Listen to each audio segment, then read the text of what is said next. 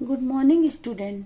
बच्चों, आज आपको हम नया चैप्टर लिटरेचर का चैप्टर 3 शुरू कर रहे हैं, जिसमें आप इंडेक्स भरेंगे सबसे पहले और क्लास वर्क कॉपी में डालेंगे और चैप्टर नेम इंडेक्स में नेम डालेंगे, आज की डेट डालेंगे।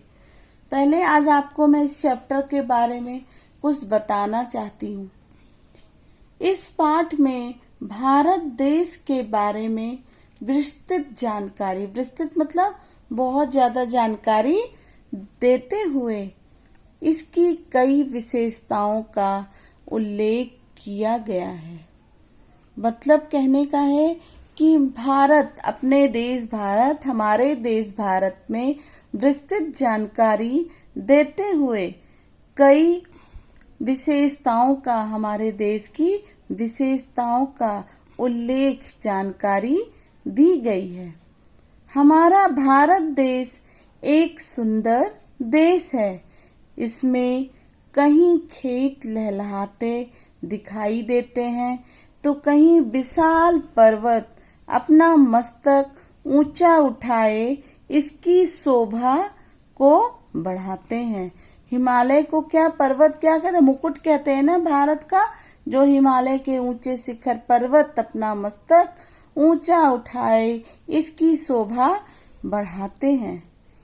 यह भारत देश वह देश है जहां माताएं भगवान को गोदी में खिलाती हैं।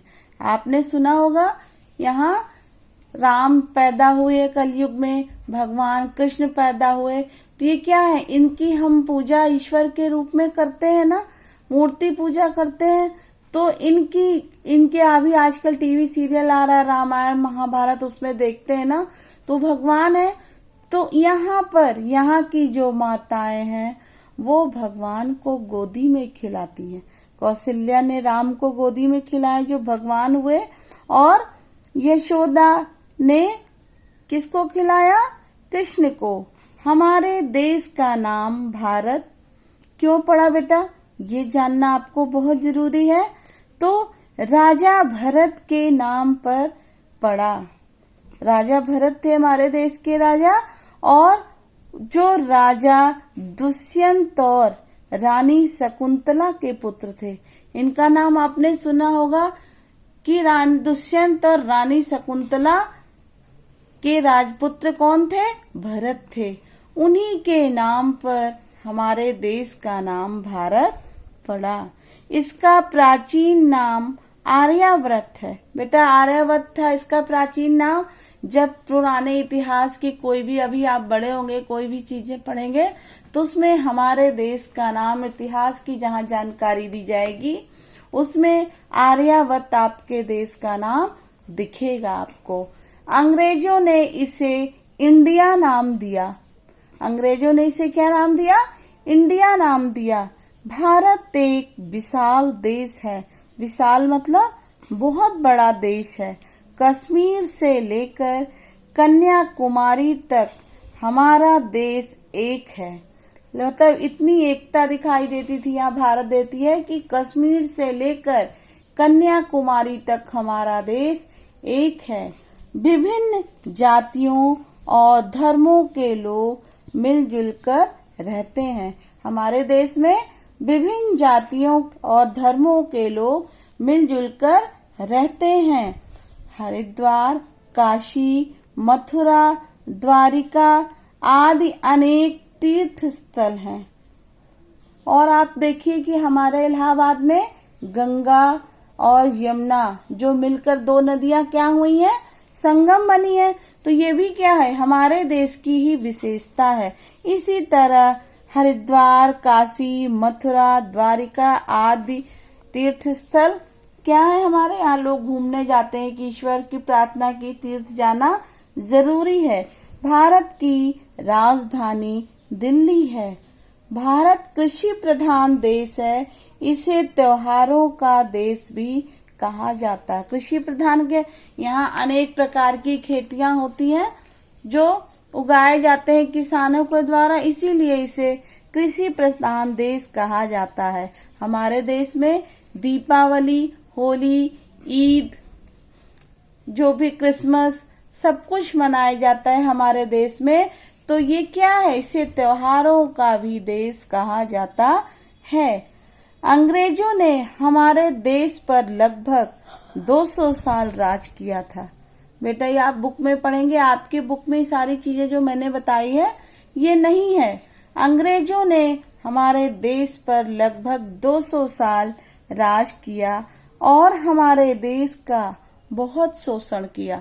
शोषण मतलब बहुत दुराचार उनके हमारे लोगों के साथ उन लोगों ने बहुत व्यवहार किया। आप लोग कभी सीरियल में या किताबों में पढ़ते होंगे, रानी लक्ष्मीबाई, चंद्रशेखर आजाद, ये सब लोग हमारे देश के नेता थे। इनके साथ इन लोगों ने बहुत, अंग्रेजों ने बहुत बुरा किया, लेकिन इन्होंने हमारे देश को आजादी कराने में बहुत साथ दिया। 1947 में हमारे देश को आजादी मिली, जिसे हम कब मनाते हैं, 15 अगस्त, और गणतंत्र दिवस, स्वतंत्रता दिवस और गणतंत्र दिवस के रूप में हम आज भी मनाते हैं। हमारा देश पहले सोने की चिड़िया कहलाता था। हमारा देश पहले सोने की चिड़िया कहलाता था। आजादी मिलने के बाद भारत में कई क्षेत्रों में उन्नति की। उन्नति का मतलब इन्होंने, आजादी जब मिली तो बहुत सारे यहाँ पर, जैसे हमारे वो आपके अंबेडकर जी जो भी रहे, वो भी और आगे पढ़ाएंगे इस पाठ के बारे में।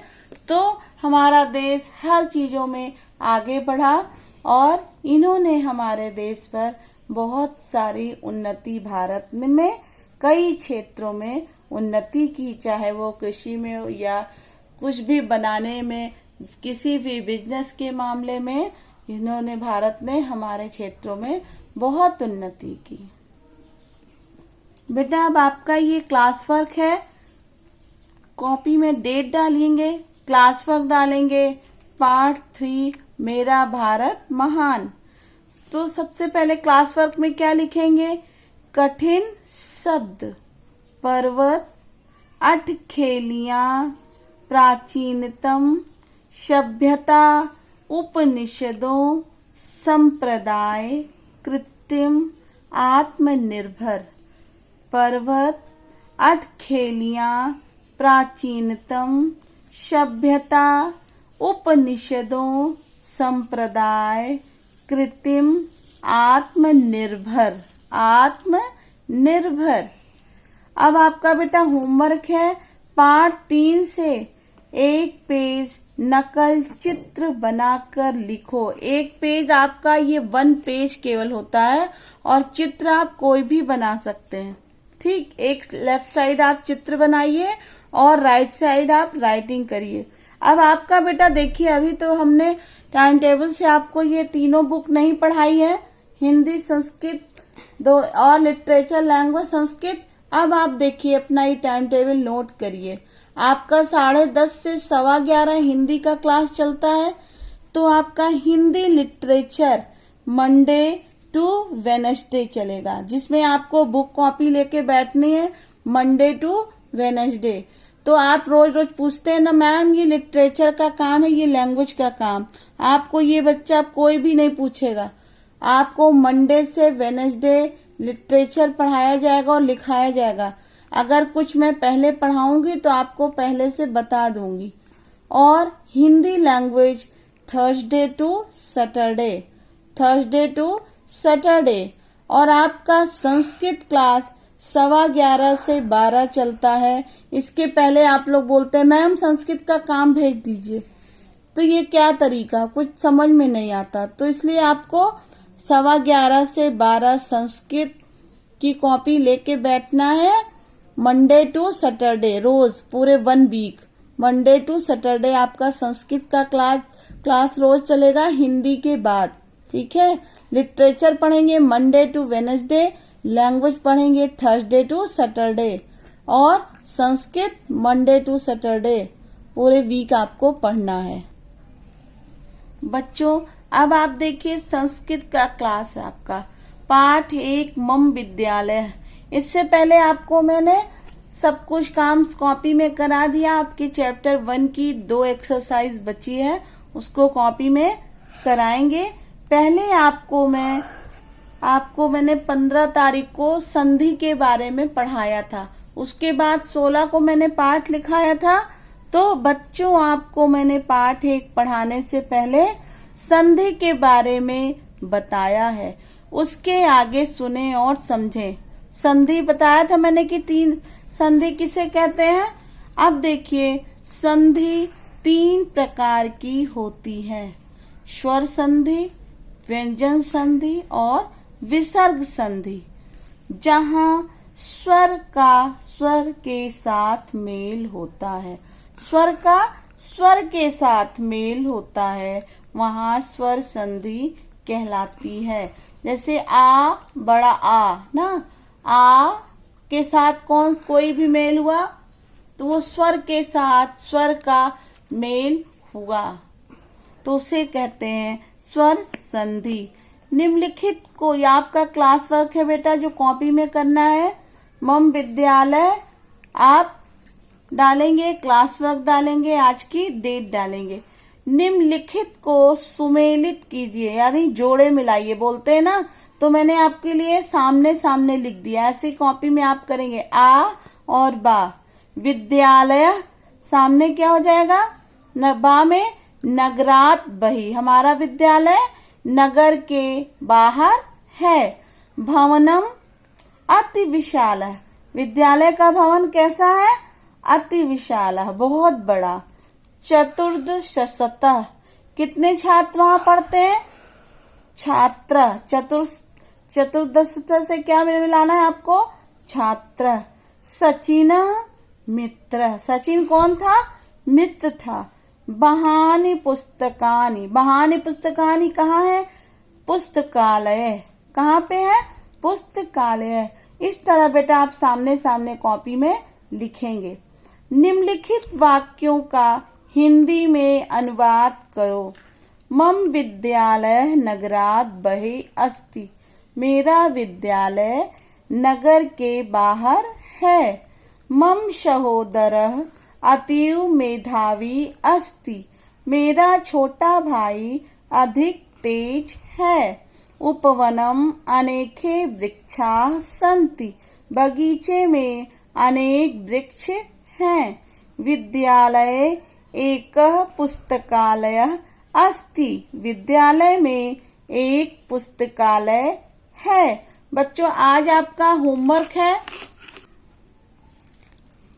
पढ़ाए गए पाठ को याद करो। आपका होमवर्क है, पढ़ाए गए पाठ को याद करो।